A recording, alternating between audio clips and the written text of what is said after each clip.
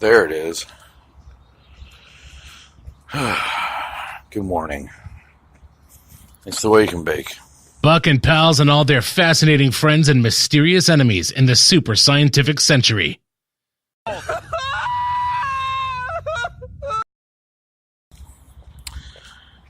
So, today's episode is really about last night's episode.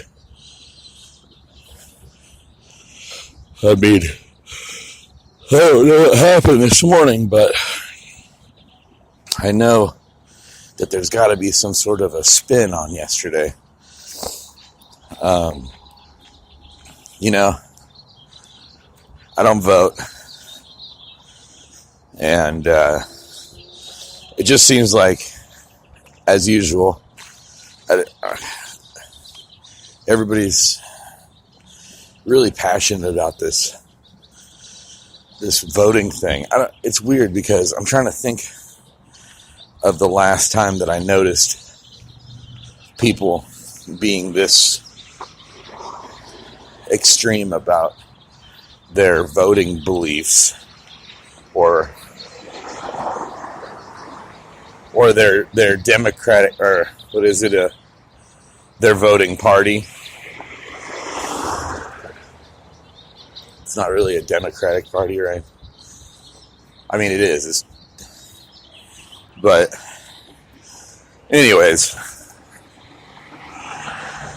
you know, like, I've had a bunch of people, they want to talk politics at parties. They want to share their woes about how they feel. And, you know, it used to be like a sociological rule about that. You didn't talk about politics and you didn't talk about religion because you wanted to keep your friends.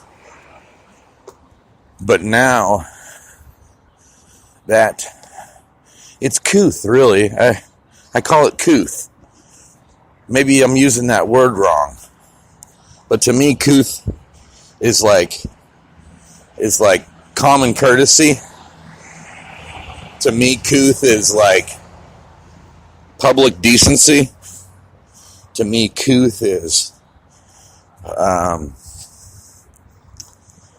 you know, solidarity in civilization is what couth is to me. But I can't even get my fucking phone to spell it right. My phone doesn't know what couth is.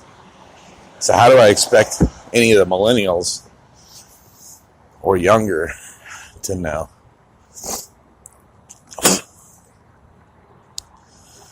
But, yeah. Back in the day, you didn't talk about religion, you didn't talk about politics, and you sure as fuck didn't talk shit about somebody's mom. That was like the holy grail of things you don't talk about. You know? I mean, there's subcategories, you know. Things you don't talk to about females, like their age or their weight or their natural hair color. But I don't know, it's weird because in this day and age of social awkwardness, you still have people that they're doing shit that wouldn't be socially acceptable. It shouldn't be socially acceptable anyways. And with whether no matter what the tool is that's caused it. I don't know. I mean, I'm not mad about anybody's opinion. I'm not like, it doesn't faze me. I think it's because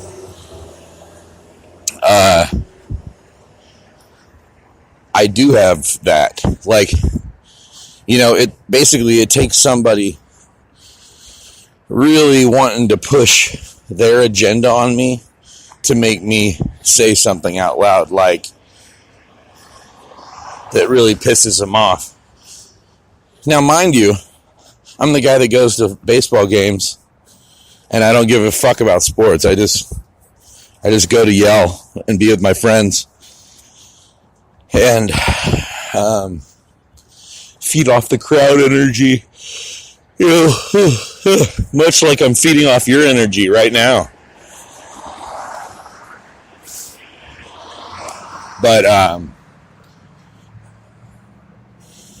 yeah, I don't care about shit like that. I don't know. There's other things I care about more, like making sure my kid's safe, or making sure I get to work in a timely fashion, or making sure I eat something. I don't know. I know. It sounds weird because, like, it's kind of like I was like putting on my clothes today, and I got these Dollar General shorts, but I've got like these expensive socks, and I've got like some pretty expensive underwear, and then I've got like this t-shirt I got for free from Adam White. That's what I'm wearing right now. Oh, and I got these Converse, and I have like expensive insoles because Converse are not supportive.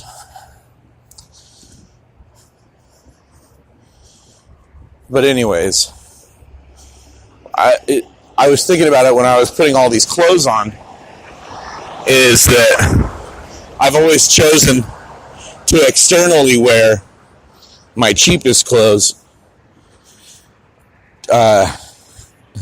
in some sort of, I almost feel like it's a classism rebellion. And, you know, I feel it, I don't know, it's something that I've thought about since I was a kid, because my mom made me some shorts, and I was like, I can't wear these shorts to school because my mom made them. So I gave her this Le Tigre shirt that I had, and she cut the tiger off and she sewed it onto my shorts. So I had these custom Le Tigre shorts that you couldn't get anywhere else. And then I wore them to school. And I wore them until they didn't fit me anymore. I think I ripped the crotch out.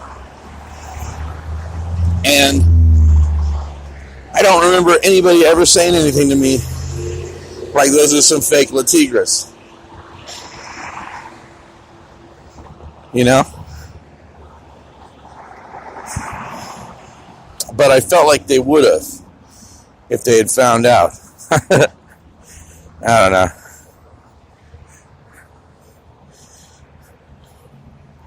I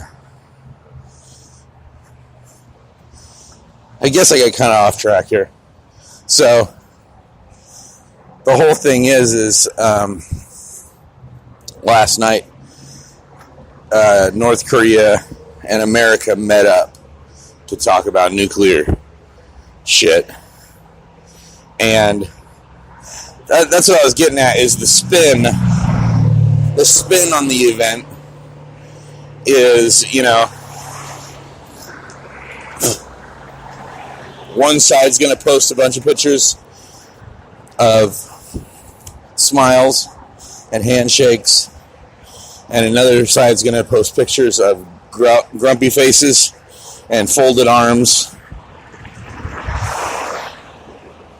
And,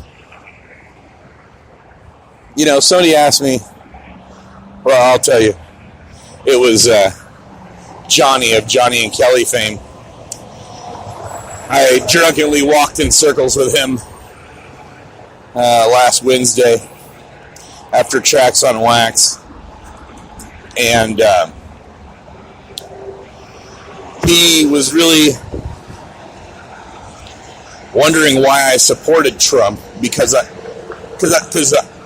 lot of people assume whenever I hear stupid shit about him, and I say, yeah, but, and I give them another perspective, just because I like to be that catalyst. But everybody, they're like, oh, you're a Trump supporter. And so that makes me the enemy. And that just isn't even true. Like, I'm not I'm a supporter of chaos. I am an understander of Loki, the god of chaos. But I guess, you know, it's hard to get people to understand that I don't pick sides on that kind of shit, because I don't care. I figure balance is going to be in humanity. If we get Biff from Back to the Future as a president, that is the world that we live in. And I was actually watching a David Cross special the night before last, and he's making America great again. I think was the name of the show. And it was like a couple years ago, so the elections hadn't happened yet. And you could tell by the dialogue that David Cross did not want Trump to win because he hates him. He's one of those people that hates him. And so, oh man, fuck. So he's a buffoon. If you hate somebody, you know, if you don't like somebody, it doesn't matter what they do. They're a fucking idiot. You know what I mean? If you don't want to appreciate what somebody does, even if you disagree with them, you know, like there's people I don't fucking care for that that still do some cool shit. And like, you're a hater if you can't admit that. You're just a straight up hater. And you know, like 10 years ago, that was a word, hater. Now it's not really even hater. Now everybody's a flexer. Like Lil Tay. That worked out well. I don't know. I just feel like I understand a little bit of what the people of the 1950s feel. People that grew up with that. Seeing the development of TV. Possibly being lied to about going to the moon. Fuck, man. It's weird. In this day and age of information sharing, somebody was telling, that's what they were pissed off about, gun control. They were talking about, you know, everybody keeps talking about school shootings. And I feel like they probably always were happening. I feel like school shootings and cops killing people, I feel like that's been going on forever. You know, much like the casting couch. But everybody's got to act like it's something new. Oh my God, I can't believe this is happening. Look at the world we live in. Dude, it's the world we've been living in. And it was a lot more savage before you knew about it. Before you were even born. People cut each other's heads off in the street. Because you're an American, you got your head cut off in the street. I know that it seems like that doesn't happen until now because of the internet, but I can guarantee you it happens. And it's been happening. And it will continue to happen. Well, unless they do that New World Order thing. And, I mean, I kind of feel like it's happening. It doesn't matter who the president is. I don't think so. But I could be wrong. Could matter. Maybe Trump stalled it out because he's doing some off the agenda shit. You know? Think about it. If Trump isn't playing by the rules and he's got Capitol Hill so riled up that they're going to keep talking shit so much, I don't know. See, that's what I'm trying to figure out, though, is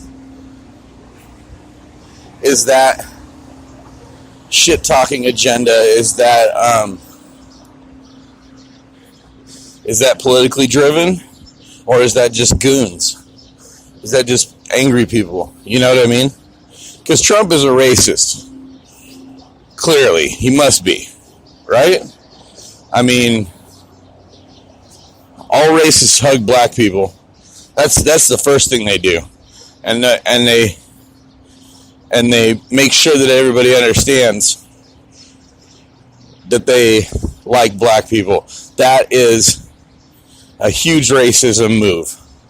And then the second move is to say that gang members from Mexico are evil, because nobody knew that before, because we've had all these movies glamorizing, and you know, I live in California. The mafia, or the Mexican mafia, or El Sancho, or whatever, Pancho Villa, or whatever, like, these are all glamorized over here. You know, Young Guns didn't come out fucking letting you know that bank robberies and shootouts in the high noon were bad. They were like, that's the way of the gun. That's the Young Guns.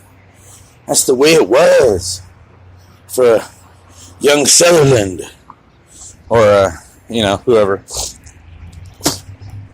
everybody that was in that movie. But you know, all these things are glamorized. Hell, I thought I wanted to be in the mafia for... I still do. I still kind of think I do. But, and maybe in a way, you know, whenever I was selling weed illegally, before it became a medicinal product, you know, maybe I was working for the mob. Maybe those crack rocks that I sold and got my house robbed, and you know, maybe that was some mafia shit and I didn't even know. You know? But, I don't know, man. It just feels like... It just feels like a lot of people have their priorities fucked up. And the internet's doing it. The internet's like brainwashing. Oh man, now I sound like the crazy old people talking about TVs when they came out, but damn, dude. You know, I was having this discussion with my daughter, because she was telling me how fucked up of a bitch her mom is, and how fucking shitty of a human being she is, and I'm like, I know. But you gotta remember, whatever your mom and her friends decide when they're sitting around drinking and doing drugs, whatever reality they choose, that's reality. You know, like, reality is based on how many people you can convince is a reality. You know, like, you see the one guy, like right now, I'm that one guy that's in a different reality than that motherfucker going by with a boat right now. You know? His reality is he's got to go put that boat back in storage and go to work. Or his reality is he's going fishing. But his reality of me is that I'm some fucking homeless dude walking down the street talking to my phone. And we all know that's not the reality, but it's a perception of reality. And so when my ex-wife would sit around and fucking concoct her fucking own reality and her own stories about what a piece of shit I was out impressing people in different ways. You know what I mean? I can't convince the 5 people she lives with underneath that rock and tumbleweed out in fucking the toilet. Like, I can't convince her and her 5 friends I'm a good person. So I can't mess with that. There's no sense in even trying. And that kind of goes double for if you're the president of the United States. And I think that that's where a lot of people are screwing up. Because they keep trying to change everybody's mind about how they feel about this dude. Let me reiterate how I feel about him. We deserve him. If you've ever left this country, and if you've ever had the ability to blend in to the culture that you were visiting, so as not to stick out like a sore thumb and look like a fucking tourist, if you were able to go like I was and blend in and see the absurdity of the American disposition, I think you would even look at our country different, because the people that can afford to leave America and go visit another country, those aren't our rational thinkers. Those are the people that go on cruise ships and sleep all week. Those are the people that go and insist. These are the same people that insist Americans speak English. Where that isn't really regulated anywhere else in the world. You can move to Sweden and get by speaking English, and nobody's going to fucking treat you like a dick. I mean, they might, kind of. You might get beat up once in a while, I guess. I don't know. But I'm just saying, like, in other places of the world, yeah, you do have to learn some of the language to get by. But America was supposed to be different. America was supposed to be like this melting pot. You know, that's what I was taught. And if my generation was taught that, why isn't it happening? Well, because the generations before us like to keep their fucking gravy off of everything else. They don't like to fucking, you can't mix the mashed potatoes and the green beans. It's just gross. There's a texture thing going there. And that's what America is trying to do. They're trying to keep that fucking square meal nice and fucking Swansonized. Not Ron Swanson, but Swanson's, TV dinners style. But you keep that shit separated. That way your apple pie doesn't get into your turkey. But, I don't know. I feel like we deserve them. I feel like fucking you and all your fucking lattes and your fucking hot yoga class and your fucking... Every bitch is wearing fucking yoga pants now. God, dude. I'm trying to think. What's the movie where everybody's just laying in lazy boys? The whole movie. I think of it often. But it's a cartoon and everybody's in lazy boys. And just to change their outfit, they just have to push a button. Because, it was like everybody's wearing blue. And they're like, red is the new blue. And they're like, oh, shit. I gotta switch to red.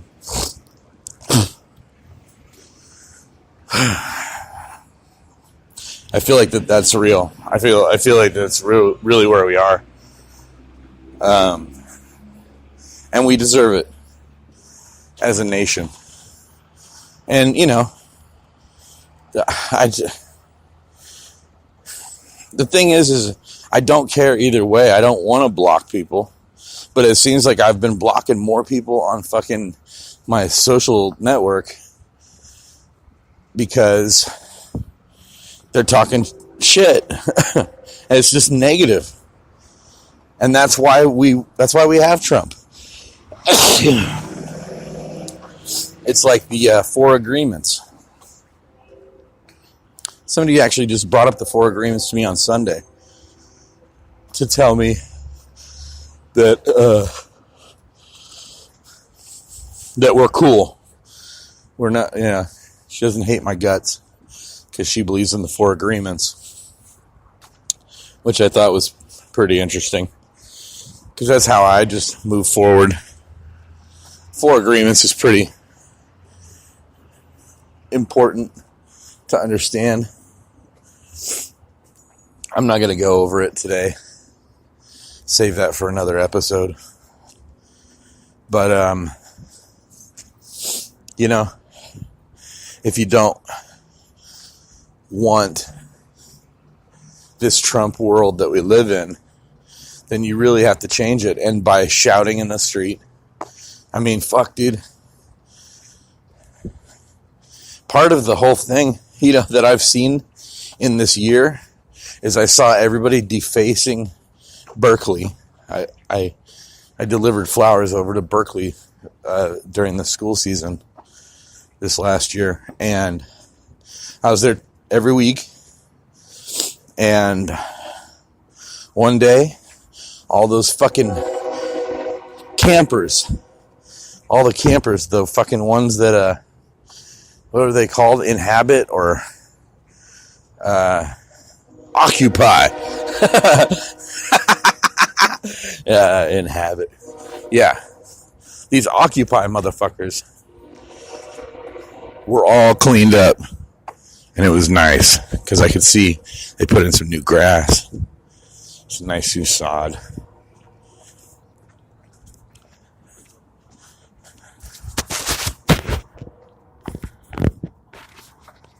You're stinky. You've been working all day. You need One Truth body powder. And now you're not stinky. You're fresh. Brought to you today by Foster's Freeze. It's not ice cream. It's fucking freeze. Enjoy. 2 fish sandwiches for $6.99. Sounds like a great deal. From Foster's Freeze. 2 fish sandwiches. It's not fish. It's freeze. Buck Stallion is back on the air. Oh, anyways, I hope you guys have a good day. Quit trying to, it's ironic because me telling you to quit trying to impress your ideas on people is me trying to impress my ideas on you that you should stop impressing ideas on people. But, hold on, in the reality of it, just practice couth. And, I hope everything goes well at the nuclear summit. I really thought that I would see the day where we would have a little nuclear battle and maybe we would have to fucking snuff that little light in North Korea. But I'm happy that we didn't. Maybe the meeting of these 2 mafia style guys, because one of the guys actually killed his own family to get into power, while the other one just upset a bunch of pussy ass motherfuckers to get into power. I'm sorry to my friends that feel like I'm talking to you. Maybe you are a pussy motherfucker. It's not my fault.